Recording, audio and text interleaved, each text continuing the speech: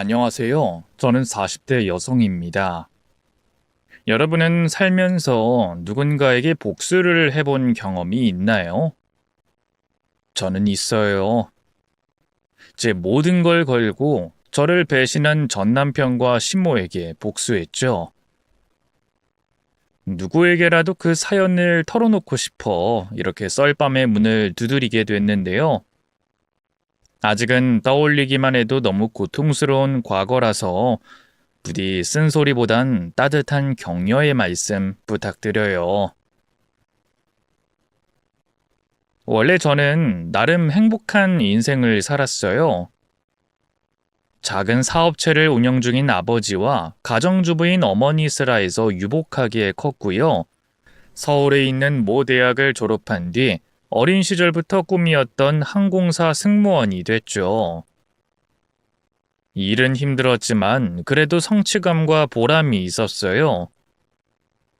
하늘에서 승객들의 안전한 비행을 책임진다는 게 제 큰 자부심이었죠. 남편을 만난 건 승무원으로 일한 지 5년쯤 됐을 때였어요.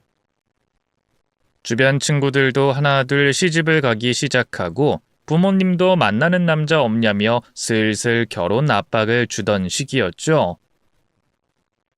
그 전까지는 일에 진심이었기 때문에 이성에 도통 관심이 없었거든요. 그런데 저도 나이가 들어선지 연애가 좀 고파지긴 하더라고요. 그런 순간에 운명처럼 남편이 제 앞에 나타났죠. 제가 담당하던 비행기에 탄 승객이었는데 내릴 때 제 연락처를 묻더군요. 평소 같았으면 거절했을 텐데 남편이 비행기에서 내내 책을 읽고 있었거든요. 그 모습이 왠지 진중하고 멋져 보여서 연락처를 줬어요. 며칠 뒤 밥이나 한 끼 먹자면서 연락이 왔죠. 남편은 저보다 2살 연상이었고요. 세무사 사무실에서 일하는 평범한 회사원이었어요. 그런데 놀라울 정도로 저와 비슷한 점이 많더라고요. 취미가 영화 감상과 독서라는 것도, 밥 먹을 때 고기보다 생채소나 나물을 더 좋아하는 것도 똑같았죠. 대화가 어찌나 잘 통하던지 마치 영혼의 단짝을 만난 기분이었네요. 데이트 이후 남편과 저는 자연스럽게 사귀게 됐고요. 연애한 지 2년 만에 결혼까지 하게 됐죠. 신혼생활은 행복했어요. 남편은 다정다감하고 성실했고요. 홀어머니 밑에서 자랐다고 해서 시집살이가 걱정이었는데 따로 살아서일까요? 시어머니와 크게 부딪힐 게 없었죠. 그런데 결혼한 지 3년쯤 지나면서부터 문제가 생기기 시작했어요. 바로 아무리 노력해도 들어서지 않는 아기였죠. 사실 시댁이 워낙 손이 귀해서 남편도 3대 독자였거든요. 그래서 결혼 전부터 시어머니가 제게 은근히 압박을 주시긴 했어요. 나는 이 집에 시집 와서 우리 상철이 낳은 걸로 며느리 된 도리는 다 한 거야. 왜? 끈길 뻔한 박씨 가문 대를 내가 이어줬으니까. 난 너한테 바라는 거 아무것도 없다. 그저 우리 상철이 쏙 닮은 손주 하나만 낳아주면 돼. 그땐 시어머니의 그 말이 그렇게 부담스럽진 않았어요. 아이는 시간이 지나면 자연스럽게 생길 거고 적어도 둘은 낳을 거니까 1명 정도는 아들이겠거니 했거든요. 그런데 이게 웬걸 결혼한 지 3년이 넘도록 좀처럼 임신은 되지 않았어요. 날이 갈수록 더해가는 시댁의 닥달에 결국 난임병원도 다니기 시작했는데요. 의사 말로는 남편 정자가 수도 적고 좀 약한 편이라고 하더군요. 만약 원인이 제게 있었다면 시어머니는 저를 쥐잡듯이 잡았을 거예요. 하지만 굳이 따지자면 난임의 원인이 자기 아들에게 있다니 아무 말씀도 못 하시더군요. 그저 둘이서 어떻게든 노력해보라고만 하시더라고요. 그때부터 길고 긴 난임 치료가 시작됐어요. 해보신 분들은 알 거예요. 남자보다 여자가 훨씬 고생한다는 거. 시간마다 주사도 놔야 하고 약도 챙겨 먹어야 하는데 계속 직장을 다니는 건 불가능했죠. 결국 저는 남편과 상의 끝에 승무원을 그만두고 임신 준비에만 집중했어요. 하지만 그 보람도 없이 인공수정은 3차까지 도전했는데 전부 실패했고요. 시험관 시술도 서너 차례 해봤지만 별 소득은 없었죠. 그쯤 되니 우리 부부 팔자엔 자식이 없구나 하고 포기하게 되더라고요. 그건 남편도 마찬가지였나 봐요. 우린 할 만큼 한 것 같다고.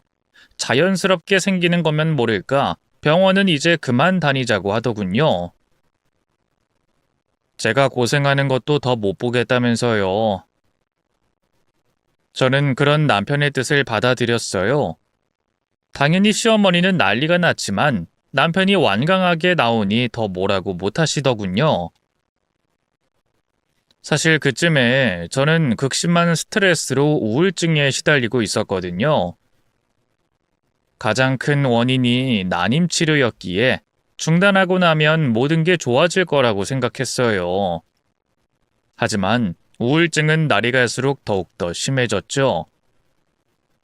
거리에서 아기를 안고 가는 부부만 봐도 눈물이 나더라고요. 원래 다시 직장도 다니고 열심히 취미 생활도 하면서 인생을 즐기려고 했는데 아무것도 못하고 하루 종일 집에 틀어박혀 누워만 있었네요. 걱정할까봐 남편 앞에선 아무렇지 않은 척 했는데요.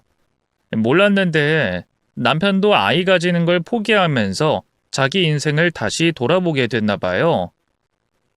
어느 날 퇴근하더니 뜻밖의 말을 하더군요. 자기야, 나 회사 그만두고 세무사 시험 한번 준비해보면 어떨까? 그게 갑자기 무슨 말이야?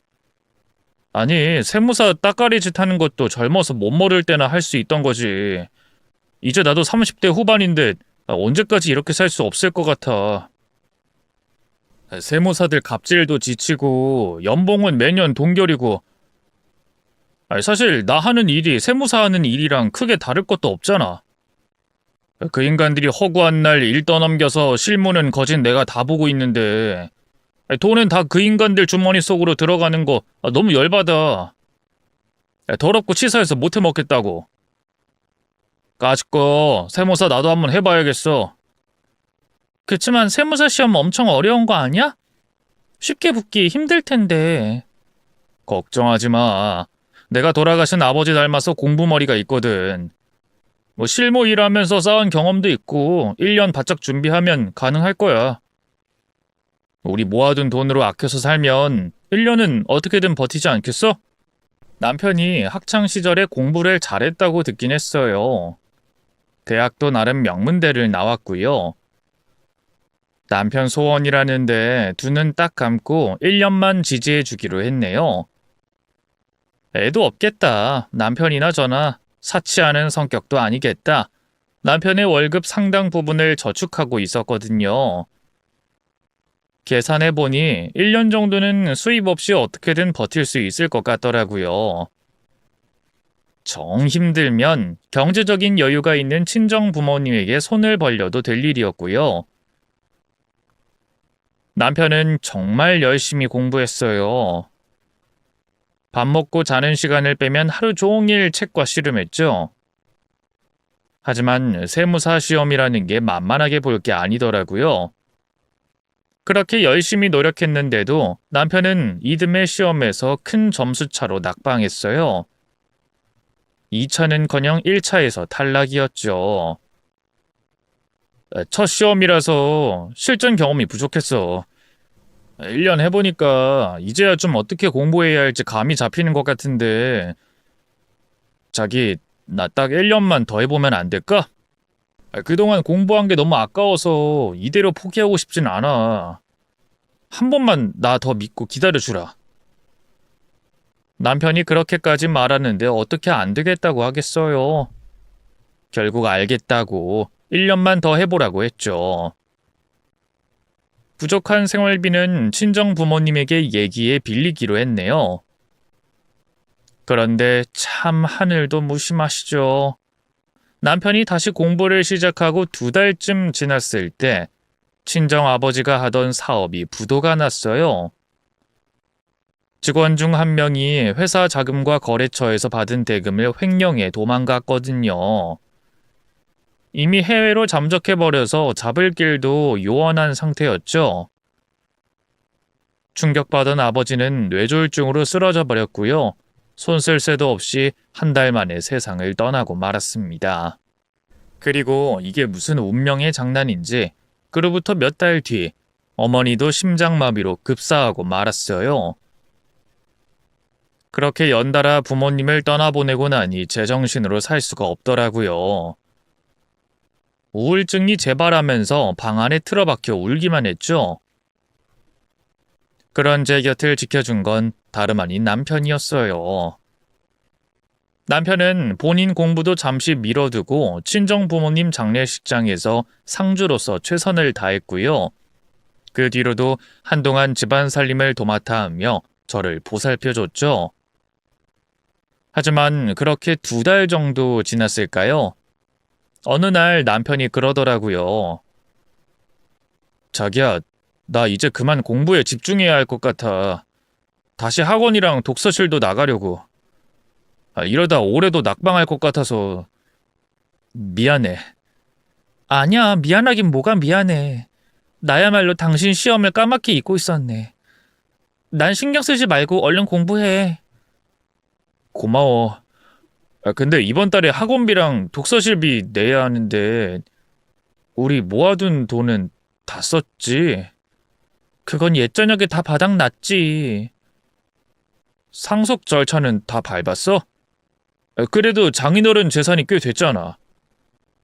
그게 아버지 회사 망하면서 생긴 빚 다 처리하고 직원들 밀린 월급이랑 퇴직금 주고 나니까 남는 게 없네. 오히려 마이너스야. 제 말에 남편은 실망하는 눈치였어요. 당장 목구멍이 포도청인 상황이었으니 그런 남편의 반응에 개의치 않았네요. 어머님은 도움 주시기 힘들겠지? 우리 집 사정 알잖아. 안 그래도 엄마 요즘 경기 어려워서 장사 잘 안 된다고 죽는 소리 하는데. 그럼 어떡하지? 당장 당신 학원비랑 독서실비 그리고 관리비랑 공과금도 내야 하는데. 당신 다시 일 시작하는 건 어때? 승무원 경력 살려서 뭐라도 해볼 수 없나? 나 세무사 붙을 때까지만 말이야.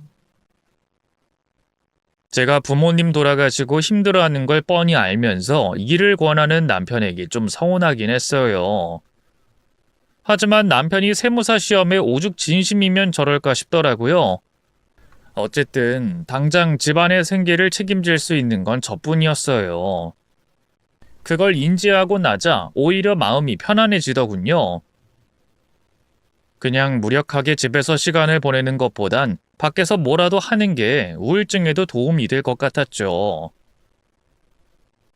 다음 날부터 바로 여기저기 일자리를 알아보기 시작했어요. 경력이 단절된 지 오래라 다시 승무원으로 취직하는 건 힘들었고요. 여러 구직 사이트를 전전한 끝에 동네에 있는 대형마트에서 캐셔로 일하게 됐죠. 친구들은 그래도 대학까지 나왔는데 무슨 그런 일을 하냐며 말렸지만 저는 다시 일할 수 있다는 것만으로도 감사했어요. 강도 높은 노동에 몸은 매일 갈려 나갔지만 오히려 밤에 머리만 대면 바로 잠이 들어 좋더라고요. 부모님의 죽음을 이겨내는데 큰 도움이 됐죠. 하지만 마트 캐셔 월급은 그리 많지 않았어요. 아무리 돈을 아끼고 아껴도 각종 공과금의 식비, 남편 학원비와 독서실비, 문제집 값 등등 돈 나갈 일이 천지라 늘 부족했죠. 고민 끝에 저희 부부는 전세 살던 집을 빼서 시댁으로 들어가기로 했어요. 시어머니가 불편해하면 어쩌나 걱정했는데 다행히 두 팔 벌려 환영해 주시더군요. 시어머니와의 한 집 생활이 마냥 편하진 않을 거라는 걸 알고는 있었어요. 그동안 저도 주변에서 시집살이니 고부 갈등이니 하는 것에 대해 들은 게 있으니까요. 어느 정도 각오했는데도 불구하고 합가 생활은 제 예상보다 훨씬 더 고통스러웠어요. 시어머니는 모든 집안 살림을 제게 떠넘긴 건 물론이고요. 제가 마트를 쉬는 날에는 본인 가게로 불러 반찬 만드는 걸 거들게 했어요. 하루도 못 쉬고 그렇게 죽어라 일만 하니 정말 너무 힘들더라고요. 음식도 입에 잘 안 넘어가서 살이 5kg이나 넘게 빠졌죠. 그런데도 시어머니는 신경도 쓰지 않았어요. 오히려 그렇게 몸이 약하니 아이를 못 낳는 거라면서 이상한 트집을 잡더군요. 우리 상철이 정자가 아무리 약해도 여자만 젊고 튼튼해봐라. 아들 하나 정도는 충분히 낳고도 남지. 돌아가신 너희 시아버지나 상철이나 다 같은 박씨 집안 남자 아니니? 근데 나는 떡하니 우리 상철이 낳았잖아. 근데 넌 대체 뭐가 문제니? 그깟 일 좀 시켰다고 죽을 상을 해가지곤 밥도 안 처먹고 그러니 살이 쪽짝 빠지지. 너 동네 사람들한테 나 악독한 시모 만들려고 일부러 그러는 거 아니야? 그런 거 아니에요, 어머님. 그냥 요즘 입맛이 없어서. 아이, 됐고. 너 어떻게든 꼭 살찌워. 안 그럼 가만 안 둘 줄 알아. 시어머니는 사람들의 시선을 엄청 의식하는 분이었어요. 며느리가 시모와 합가 생활하더니 살이 쫙쫙 빠졌다고 말이 돌까봐 겁이 났던가 봐요. 끼니 때마다 억지로 제게 밥 2공기를 먹게 하셨죠. 심지어 어쩌다 본인과 남편이 밥을 남기면 그마저도 제게 다 먹으라고 하셨네요. 그럼 저는 억지로 그걸 꾸역꾸역 삼킬 수밖에 없었죠. 자연스레 살은 찔 수밖에 없었는데요. 20kg이 넘게 쪘는데도 시어머니는 만족하지 않았어요. 뚱뚱해진 저를 보면서 여자로서 우월감이라도 느꼈는지 자꾸만 제게 집에 남는 밥이나 주전부리를 억지로 먹이셨죠. 흡사 음식물 쓰레기통 취급이었네요. 남편은 공부에만 매진하느라 그걸 알지도 못했어요. 저도 남편을 방해하게 될까봐 차마 시어머니와 있었던 일들을 털어놓지 못했죠. 그 사이 시간은 빠르게 흘러 남편은 또 한 번 세무사 시험을 치렀는데요. 공부할 시간이 부족했기 때문일까요? 이번에도 미끄러지고 말았어요. 시어머니는 당연하다는 듯이 제 탓을 하셨죠. 이게 다 너랑 너희 친정 부모 때문이야. 하필 얘 시험 준비 중에 그렇게 되는 바람에 그 뒤로도 너 힘들다 뭐다 핑계대면서 우리 상철이 공부도 못하게 했지. 다 너 때문이야. 네가 우리 상철이 발목 잡은 거라고. 죄송해요, 어머님. 그깟 사과 한마디로 이게 해결될 문제야? 너랑 결혼한 뒤로 우리 상철이는 인생이 계속 꼬이기만 하는데. 아유, 속상해. 우리 상철이가 다른 여자 만났으면 진작 세모사 돼서 잘 살고 있었을 텐데. 떡두꺼비 같은 손주도 안겨줬을 테고. 시어머니의 잔인한 말에도 남편은 별 반응이 없었어요. 조금이라도 제 편을 들어주거나 말리는 신용이라도 해주길 바랬는데 잠자코 있다가 기껏 한다는 말이 1년 더 준비하겠다는 소리더군요. 뭐? 1년을 더 하겠다고? 그래. 어머니 말처럼 장인어른 장모님 그렇게 되시면서 나 공부 거의 못했잖아. 그 뒤로 당신 챙기느라 또 몇 달을 날렸고. 이대로 포기하면 내 가슴에 당신에 대한 원망이 생길 것 같아. 우리 사이를 위해서라도 1년 더 준비하는 게 맞는 것 같네. 숫제 협박이나 다름없는 말이었어요. 결국 저는 남편의 통보에 가까운 그 말을 받아들일 수밖에 없었네요. 어쨌든 저희 친정 부모님 일로 남편이 공부할 시간을 많이 뺏긴 게 사실이었으니까요. 오히려 남편한테 미안한 마음에 마트 잔업을 도맡아 하는 등 조금이라도 돈을 더 벌려고 아등바등했죠. 그러나 이듬해에도 남편은 또 불합격했어요. 그쯤 되면 포기할 거라고 생각했는데 이번엔 2차까지 갔다가 떨어져서일까요? 한 번만 더 도전하고 싶다고 하더라고요. 그쯤 되니 저도 많이 지친 상태였어요. 도대체 언제까지 시어머니 시집살이를 감당하며 남편 뒷바라지를 해야 하는 건지 너무 힘들었죠. 그런 제 상태를 알았는지 남편이 이번엔 회유책을 쓰더군요. 당신이 나 때문에 많이 고생한 거 알아. 그래서 오히려 내가 더 포기를 못 하겠는 거야. 당신 그렇게 고생시켰는데 어떻게든 세무사 돼서 당신 호강시켜줘야 되지 않겠어? 남자가 칼을 뽑았으면 무라도 썰어야지. 부탁해. 나한테 딱 1년만 더 시간을 줘. 그럼 약속해. 이번이 진짜 마지막이야. 이번에도 떨어지면 그땐 깨끗하게 포기해야 돼. 알겠지? 그래, 알겠어. 고마워, 자기. 이번이 정말 마지막이라고 남편에게 단단히 엄포를 놨어요. 그럼 더 마음 독하게 먹고 열심히 준비할 거라고 생각했죠. 하지만 오랜 수험 생활에 남편도 지친 걸까요? 영 마음을 못 잡더라고요. 같이 세무사 시험 준비하는 사람들과 부쩍 연락이 잦아지고 학원이나 독서실 핑계를 대며 매일 집 밖으로만 나돌더군요. 말로는 공부하고 왔다는데 몸에선 술 냄새가 진동하기가 부지기수였죠. 열심히 해도 붙을까 말까인데 그런 정신머리로 어떻게 합격하겠어요? 아니나 다를까 남편은 그 다음 시험에선 1차 문턱도 넘지 못했어요. 그럼 포기를 해야 하는데 남편은 도무지 미련을 버리지 못했어요. 제게 무릎까지 꿇고 사정하더군요. 이번이 진짜 마지막이라고 한 번만 더 기회를 달라고요. 안 그러면 죽어버리겠다면서 울고불고 난리를 치더군요. 그렇게 이듬해 또 한 번, 그 다음에 또 한 번. 남편은 세무사 시험에서 총 5번의 고배를 마셨네요. 당신 아직도 포기 못했지? 내년에 또 시험 치겠다고 할 거지? 제가 먼저 선수 쳐서 물어보자 남편은 아무 말도 못했어요. 그런 남편에게 미리 생각했던 말을 얘기했네요.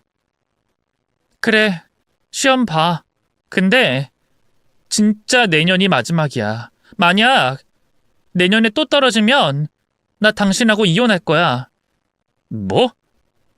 자기 그게 무슨 말이야? 이혼이라니. 당신 시험 준비한 지도 벌써 5년이 넘었어. 그동안 나 당신 뒷바라지 할 만큼 했어. 당신은 공부한다는 핑계로 집안일에는 손도 까딱 안 하고 어머님은 툭하면 나 가게 데려가서 일 시키고 막말하고 더는 못 해먹겠다고. 딱 1년이야. 그 안에 합격 못하면 우리 헤어져. 제 협박이 남편에겐 배수의 진이 된 걸까요? 남편은 진짜 마지막이라는 생각에 정신이 번쩍 들었나 봐요. 다음 날부터 초심으로 돌아가 열심히 공부하더군요. 어쩌면 이번엔 붙을지도 모르겠다는 그런 기대가 고개를 들었죠. 그런데 시험을 한 달쯤 앞뒀을까요? 갑자기 남편이 학원 수강생을 통해 쪽집게 과외를 알게 됐다고 그 과외를 좀 받고 싶은데 돈을 보태달라 하더라고요. 뭐 비싸봤자 몇십만 원일 거라고 생각해 그러라고 했는데 과외비를 들은 순간 기함하고 말았죠. 아니 글쎄 1,000만 원이라지 뭐예요. 아니 무슨 과외비가 1,000만 원이나 해? 소수 정예만 들어갈 수 있는 과외니까 그렇지.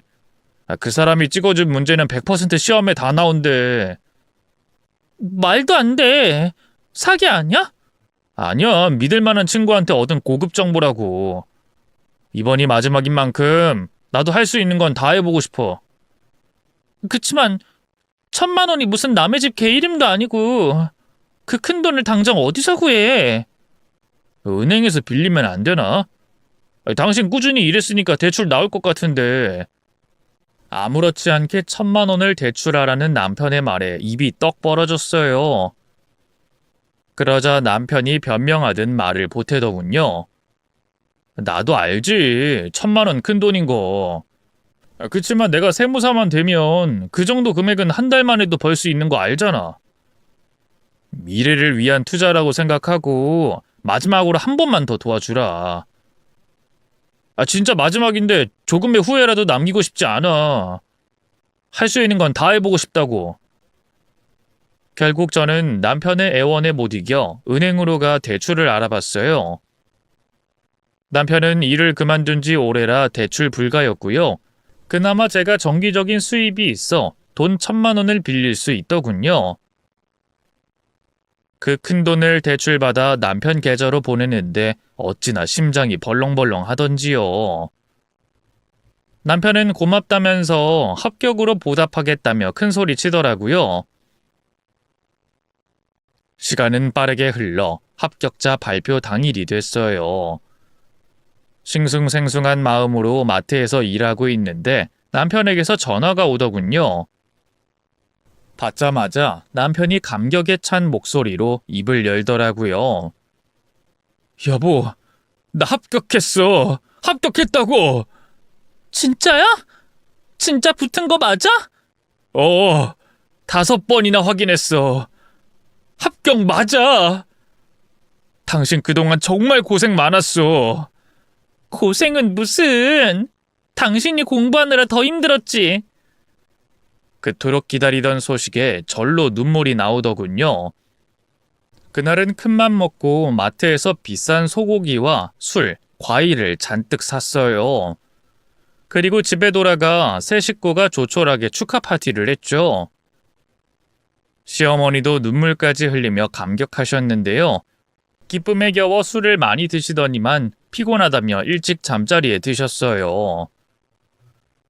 저는 남편과 단둘이 좀 더 시간을 보냈는데요. 웬일로 남편이 자기가 뒷정리하겠다면서 먼저 들어가 자라고 하더라고요. 5년 만에 처음으로 행복하게 잠자리에 들었던 것 같아요. 그렇게 얼마나 잤을까요? 어디선가 들리는 진동 소리에 그만 잠을 깨고 말았어요. 눈을 떠 시계를 보니 자정이 훌쩍 넘은 시간이었는데요. 협탁에 있는 남편 핸드폰이 계속 진동하고 있더라고요. 슬쩍 보니 친구들이 돌아가면서 연락하고 있었어요. 문자 내용을 확인하니 합격 축하한다고 지금 자기들끼리 한잔하고 있으니 나오라는 거더군요. 무음으로 돌려놓고 핸드폰을 다시 내려놓으려고 했는데요. 그 순간 시어머니가 남편에게 보낸 문자 하나가 눈에 들어왔어요. 고생했다. 이제 며느리만 바꾸면 끝이야. 며느리만 바꾸면 끝이라니. 이게 뭔 소린가 싶더라고요. 그래서 남편이 시어머니와 나눈 문자 내역을 위로 올려 하나하나 확인했는데요. 기야 말 만한 내용이 한둘이 아니었어요. 시어머니는 수시로 남편에게 돈 번다고 유세 떤다. 아들 하나 못 낳은 게. 날이 갈수록 살이 더 찌네 돼지 같은 년 하면서 제 욕을 했더군요. 더 충격적인 건 남편의 반응이었어요. 우리 엄마만 고생이네. 조금만 참아. 내가 시험만 합격하면 당장 걔랑 이혼할 테니까. 더 능력 있고 예쁜 며느리 드려야지. 기왕이면 같은 세무사로. 지 혼자 돈 번다고 아주 남편 알길 우습게 한다니까. 짜증나, 못생긴 게.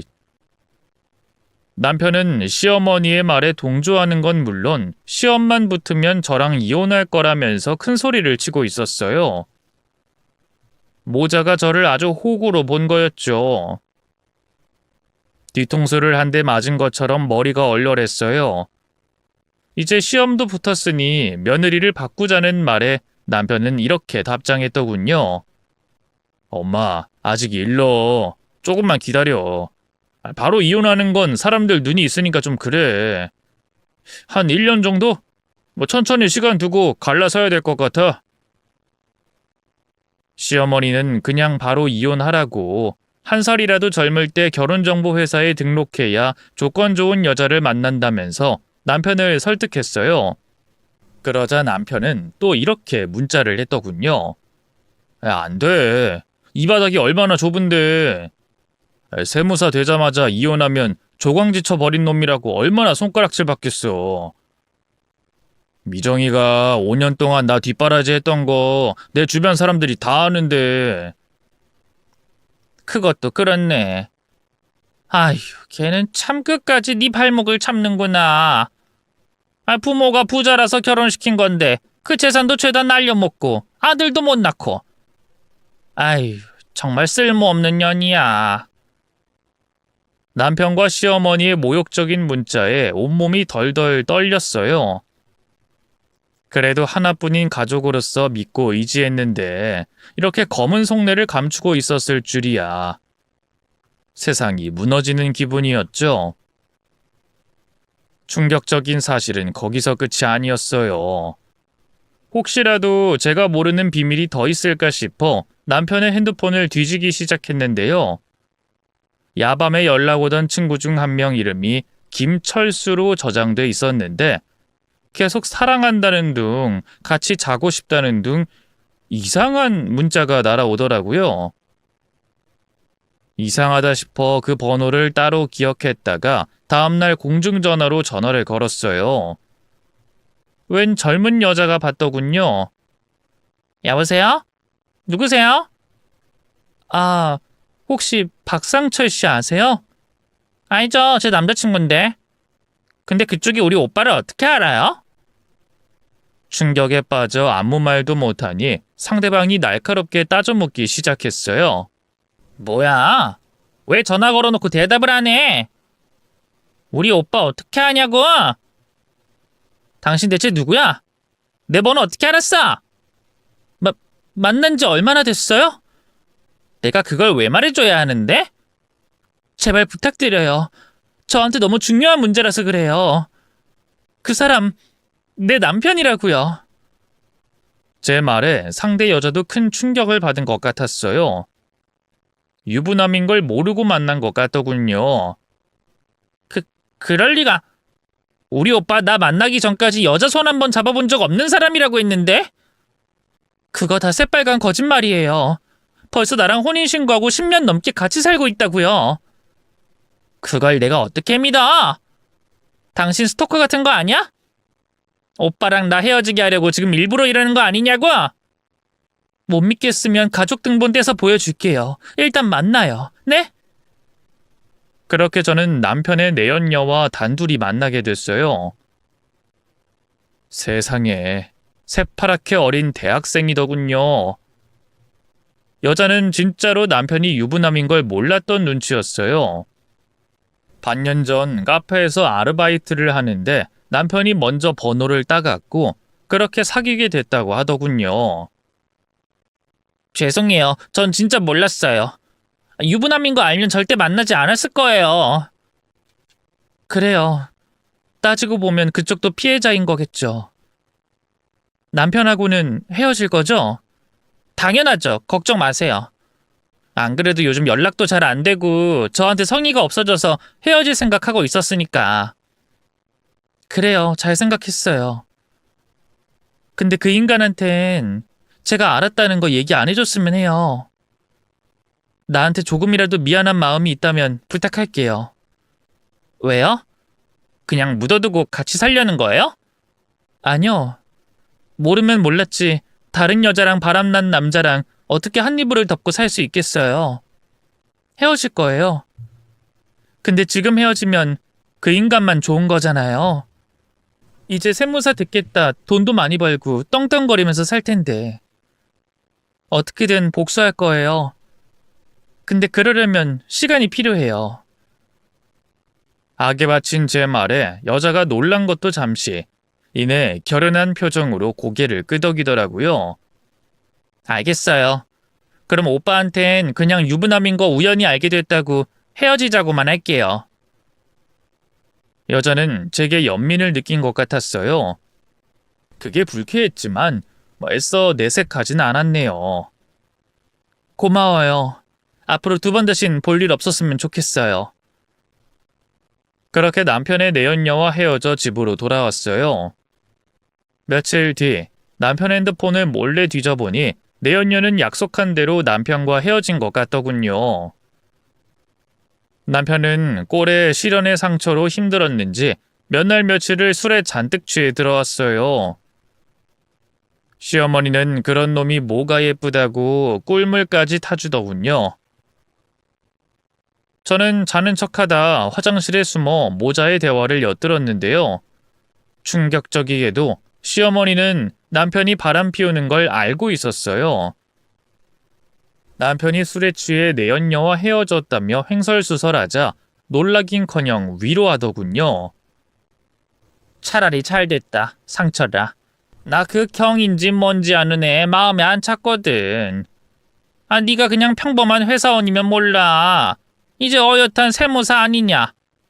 사자 들어가는 남자하고 결혼하려면 여자가 못해도 열쇠 3개는 들고 와야 한다는데 걔는 집 별 볼 일 없다며? 어떻게 떼어낼지 골치였는데 차라리 이쯤에서 잘 헤어졌네. 아이, 엄마는 무슨 말을 그렇게 해. 나 그렇게 계산적인 사람 아니야. 우리 경이 얼굴도 예쁘고 몸매도 탱탱하고 얼마나 괜찮았는데. 여자 외모는 다 한때야. 네가 한두 살 먹은 애도 아니고 언제까지 여자를 얼굴 보고 고를래? 미정이 봐라. 걔도 막 시집 왔을 땐 예뻤지. 근데 나이 먹어 주름살 늘고 살찌니까 그냥 평범한 아줌마잖아. 여자 미모란 다 한철만 피는 꽃 같은 거야. 그러니 그런 거 말고 집안 재력이나 직업 이런 걸 봐야 한다고. 엄마 말이 맞아. 나도 이제 세무사인데 아무나 막 만날 순 없지. 좀 더 내 수준에 맞는 제대로 된 여자를 만나야겠어. 경이 걔는 어려서 그런지 대화도 안 통하고 좀 답답한 구석이 있었거든. 그래, 잘 생각했다. 그래야 우리 아들이지. 모자의 역겨운 대화를 들으면서 어찌나 속이 뒤집히던지요. 다음 날부터 시어머니는 가게 문도 닫고 부지런히 여기저기 쏘다니기 시작했어요. 대충 눈치를 보니 결혼정보회사를 알아보러 다니는 것 같더군요. 남편 정도 조건이면 어느 수준의 여자들을 만날 수 있는지 궁금했겠죠. 이제 더는 배신감도 느껴지지 않더라고요. 그저 어떻게든 이 모자를 지옥으로 떨어뜨려 주고 싶은 마음뿐이었죠. 하지만 현실은 녹록지 않았어요. 왜 드라마나 영화 같은 거 보면 주인공이 나쁜 놈들에게 당했던 만큼 멋지게 되갚아주잖아요. 저도 맘 같아선 그렇게 하고 싶었죠. 하지만 저는 드라마 속 주인공이 아닌 평범한 40줄 여자에 불과했어요.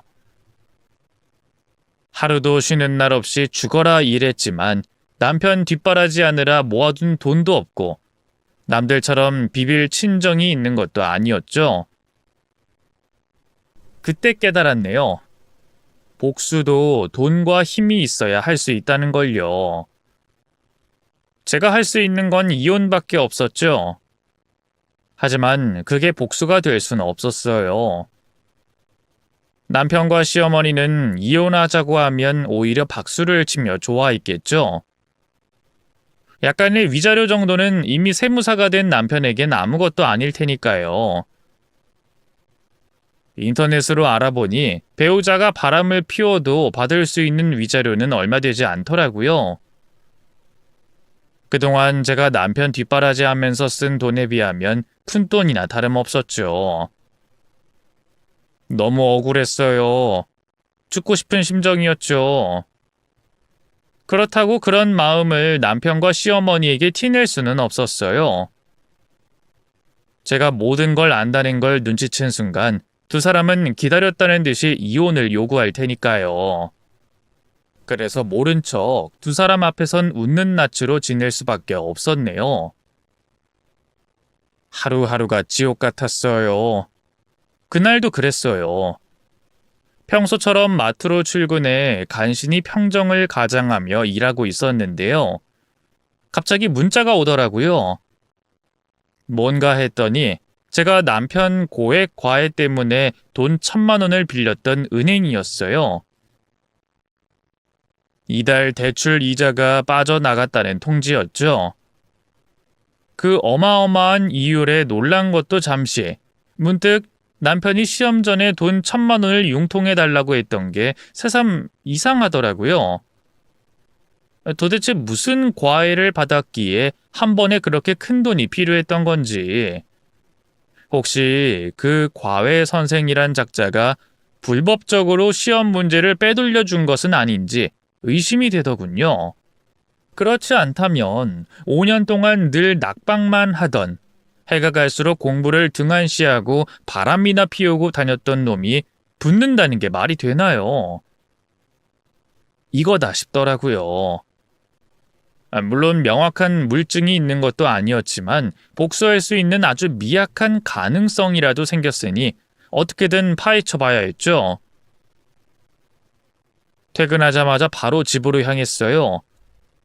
남편은 주말에 친구들과 합격 축하 파티를 하기로 했다면서 늦게 들어올 거라고 하더군요. 직감적으로 다른 여자와 또 놀아나려 하는구나 생각이 들더군요. 하지만 내색하지 않고 잘 다녀오라 했네요. 다음날 약속이 있어서인지 남편은 일찌감치 잠자리에 들었어요. 그 옆에 누워있는 척하다 눈을 떴을 땐 어슴푸레한 새벽이었죠. 슬그머니 협탁에 있는 남편 핸드폰을 집어 들었어요. 그리고 혹시라도 증거가 될 만한 게 있는지 닥치는 대로 뒤져보기 시작했네요. 그런데 남편이 제게 돈을 요구했던 그쯤 전에 다니던 회사 직원하고 유독 자주 연락을 했더라고요. 뭔가 이상하다 싶어 남편이 그 사람과 나눈 문자 내역을 전부 다 꼼꼼하게 살펴봤어요. 전에는 전 회사 사람이고 저도 얼굴을 아는 사람이었다 보니 별로 신경 쓰지 않았거든요. 그리고 마침내 저는 그 문자 내역에서 감춰진 또 다른 엄청난 진실을 알게 됐죠. 남편은 제게 받아간 돈 1,000만 원을 과외비로 쓴 게 아니었어요. 올해 시험 출제위원이 남편이 전에 일하던 회사 세무사였는데요. 그걸 안 남편이 친했던 직원에게 부탁해 돈 1,000만 원을 주고 문제 몇 개를 빼돌린 거더군요. 부정행위를 저지른 게 맞았던 거죠. 진실을 알고 나니 손이 덜덜 떨리더라고요. 5년 동안 계속 낙방했으니 힘들었던 것도 이해하지만 그렇다고 이렇게 범법 행위를 저지르다니. 저는 남편이 그 직원과 나눈 대화 내역, 그리고 돈을 입금한 기록 같은 걸 전부 제 핸드폰으로 사진 찍었어요. 그리고 다음 날 바로 세무사 시험을 주관했던 운영팀에 익명으로 메일을 보냈죠. 파장은 생각보다 컸어요. 이튿날 운영팀에서 저희 집 쪽으로 연락이 왔는데요. 부정행위를 제보받았다고 하자 남편의 얼굴이 참 볼만하더군요. 새파랗게 질려 어쩔 줄 몰라 하는데 어찌나 기분이 좋던지요. 남편은 딱 잡아댔지만 증거가 너무 명확했어요. 결국 남편은 세무사 시험에서 최종적으로 불합격 처리가 됐네요. 남편은 미치려고 했고요. 시어머니는 울며 불며 난리도 아니었네요. 팔은 안으로 굽는다고 시어머니는 남편의 부정행위를 나무라지도 않았어요. 그저 익명의 제보자가 누구냐고, 누군데 우리 아들 신세를 망치냐면서 욕만 하더군요. 괜히 모전자전이라는 말이 있는 게 아니구나 싶더라고요. 그 제보한 사람이 누군지 알 수 있는 방법이 없대? 나도 물어봤는데 신변 보호 때문에 안 된다고 하더라고. 평소 너한테 원한이 있던 사람이 분명한데. 같이 세무사 시험 준비하던 친구 중에 누구 짐작가는 사람 없어? 올해도 떨어진 놈들이 대부분인데 너무 많아서 누군지 모르겠어. 모자의 대화를 가만히 듣고 있다 말없이 서류 한 장을 내밀었어요. 남편이 이게 뭐냐며 어리둥절해 하더군요. 이혼 서류야. 뭐? 이혼 서류?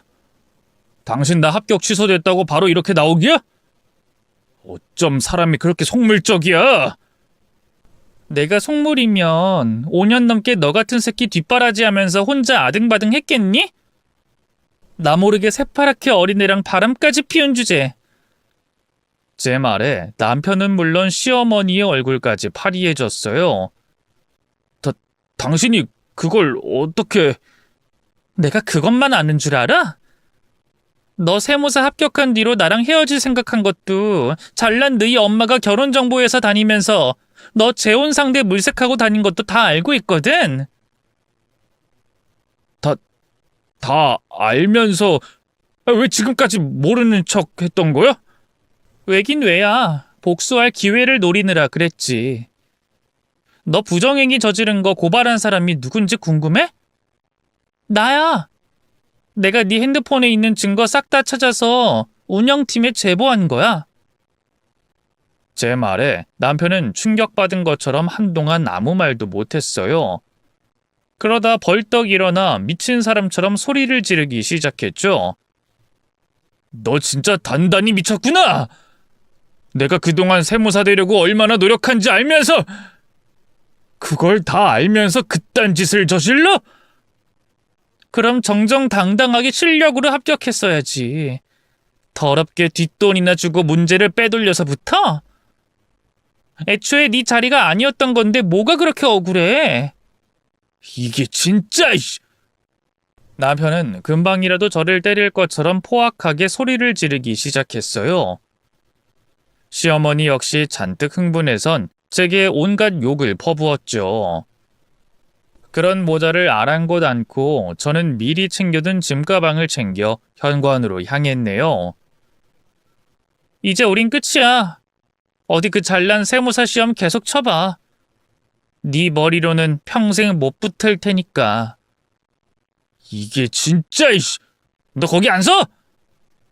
아직도 더 할 말이 남았어? 난 없으니까 닥치고 이혼서에 사인이나 해. 참나, 누가 이혼하자고 하면 무서울 줄 알아? 그래, 네 바람으로 이혼하는 거니까 위자료나 두둑하게 준비해둬. 내 돈 1,000만 원, 아니 그동안 너 뒷바라지 했던 것까지 포함해서 위자료로 5,000만 원 내놔. 제 말에 남편은 기가 막히다는 듯 헛웃음을 쳤어요. 5,000만 원 같은 소리 하네. 너 같으면 주겠냐? 안 주기만 해봐. 그땐 나도 가만 안 있을 거니까. 내가 널 5년이나 뒷바라지 했는데 넌 양심도 없니? 아, 하긴 그런 놈이면 애초에 바람도 안 폈겠지. 참나, 마누라가 남편 뒷바라지 하는 건 당연한 거지. 뭐 얼마나 대단한 뒷바라지를 했다고 5,000만 원을 내놓으래? 그리고 감히 하나뿐인 남편을 부정행위로 찔러? 너 때문에 합격도 취소되고 이제 어떡할 거야? 네가 내 인생 망쳤다고? 내 인생 먼저 망친 게 누군데? 너 같은 쓰레기랑 10년 살면서 잃어버린 내 청춘이 돈으로 보상되는 줄 알아? 잔말 말고 위자료로 5,000만 원 내놔. 안 그럼 가만 안 둬. 평생 후회하게 만들어줄 거라고. 제 협박에도 남편은 콧방귀만 뀌었어요. 길고 긴 이혼 소송 끝에 법원에서 돈 1,000만 원의 위자료를 지급하라고 판결이 내려졌지만 들은 척도 하지 않았죠. 아직 정신 못 차렸구나 싶더라고요. 저는 바로 준비해뒀던 다음 작전을 실행에 옮겼어요. 바로 은행에서 추가로 대출을 받아 시어머니 가게 바로 앞에 똑같은 반찬 가게를 낸 거였죠. 개업 첫날 시어머니는 뭐 이런 경우 없는 짓이 다 있냐면서 따지러 왔는데요. 사장이 저인 걸 보고는 까무러치더군요. 아니 네가 여기는 어떻게? 저도 언제까지 마트에서 캐셔로만 일할 순 없잖아요. 이제 이혼녀라서 노후 보장도 더 철저하게 준비해야 하는데 고민하다가 뭐 아무래도 장사가 최고인 것 같아서 이렇게 가게 낸 거예요. 아니 너 그 말을 나더러 지금 믿으라는 거니? 일부러 우리 가게 앞에 똑같은 업종으로 가게 낸 거 아니야? 우리 가게 망하게 하려고? 아닌데요? 그냥 그쪽이 질에 찔려서 그런 거 아닌가? 뭐? 그쪽? 이제 고부 사이도 아닌데 그럼 뭐 제가 계속 시어머니 이러면서 굽히고 들어가야 돼요? 됐으니까 영업 방해하지 말고 나가요. 자꾸 이러면 경찰 부를 거예요. 참나. 내가 이 자리에서 장사한 것만 20년이야. 너 같은 거한테 무너질 것 같아? 글쎄요. 그건 두고 봐야 할 일이죠. 아줌마랑 아줌마 아들이 나한테 한 짓을 생각해봐요. 동네 사람들이 그걸 다 알고도 과연 아줌마 반찬을 사줄까요? 그 상권 주 고객층이 젊은 주부들이었어요. 손님 중 좀 친해진 단골들 몇 명에게 바로 제 사연을 흘렸죠. 세무사 준비하던 전 남편을 5년 넘게 뒷바라지했는데 바람이 났다고요. 그리고 전 시모가 그동안 제게 저질렀던 악행들도 낱낱이 얘기한 다음 이게 무슨 운명의 장난인지 그 시모와 마주보고 반찬 가게를 하게 됐다고 했죠. 순식간에 주부들 사이에서 소문이 퍼졌어요. 다들 결혼한 여자들이다 보니 제가 안쓰러운 한편 시모가 괘씸했나 봐요. 하나 둘 시모 가게의 발길을 끊고 제 가게로 오더군요. 물론 제가 손해를 각오하고 시모 가게보다 더 질 좋은 반찬을 저렴하게 판 것도 효과가 있었겠죠. 시간이 흐를수록 저희 가게 매출은 나날이 늘어났고요. 그만큼 시모 가게엔 파리만 날리게 됐네요. 시모 반찬 가게가 망하기 직전이 돼서야 전 남편은 저를 찾아왔어요. 시모와 함께 무릎을 꿇고 손이 발이 되도록 빌더군요. 세무사 합격이 취소된 마당에 하나뿐인 밥줄이었던 가게마저 망할 판이 됐으니 똥줄이 탔겠죠. 자기야, 내가 잘못했어. 이혼해보니까 알겠더라. 당신이 나한테 얼마나 소중한 사람이었는지. 그런데 바보 같은 나는 그것도 모르고 당신을 막대하고 무시했어. 염치 없는 말인 거 알지만 우리 다시 시작하면 안 될까? 엄마도 예전이랑 다를 거야. 그동안 당신 시집살이 시키고 구박했던 거 다 후회하고 계셔. 그치 엄마? 아유 그럼 그렇고 말고. 미정아, 내가 다 잘못했다. 제발 넓은 마음으로 용서하고 우리 여기까지만 하자. 너도 마음이 얼마나 지옥이겠니? 우리한테 복수하겠답시고 이렇게 팔자에도 없는 반찬 가게를 하고 있으니. 모자의 말 같지도 않은 말을 듣고 있자니 기가 막히더군요. 제 마음이 왜 지옥이에요? 날이 갈수록 그쪽 반찬 가게는 손님이 줄고 있고 우리 가게는 잘 되고 있어서 얼마나 행복한데. 제가 이혼 전에 분명히 말씀드렸잖아요. 평생 후회하게 만들어 드리겠다고. 전 끝까지 갈 거예요. 제 말에 시몬은 언제 용서를 구했냐는 듯 벌떡 몸을 일으켰어요. 그리고 달려들어 제 멱살을 잡더군요. 이 망할 년, 지옥에 떨어질 년!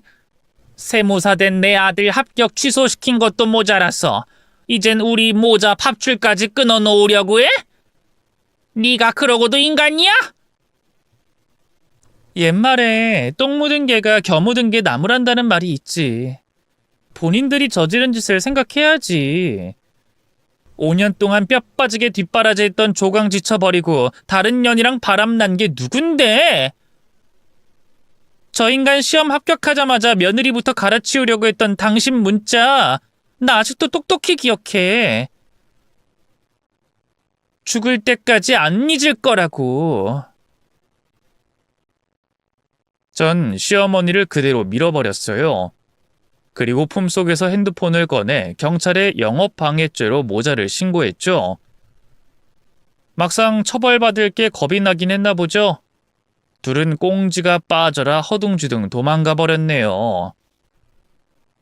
그 뒤로도 전 남편은 종종 저를 찾아와 어떻게든 제 마음을 돌리려고 했어요. 하지만 다른 년이랑 바람난 것도 모자라 저를 버리려 했던 남자를 어떻게 용서할 수 있겠어요. 저는 끝내 전 남편의 회유와 눈물바람에도 결코 장사를 접지 않았어요. 그렇게 결국 반년도 안 돼 시어머니 가게는 문을 닫았고요.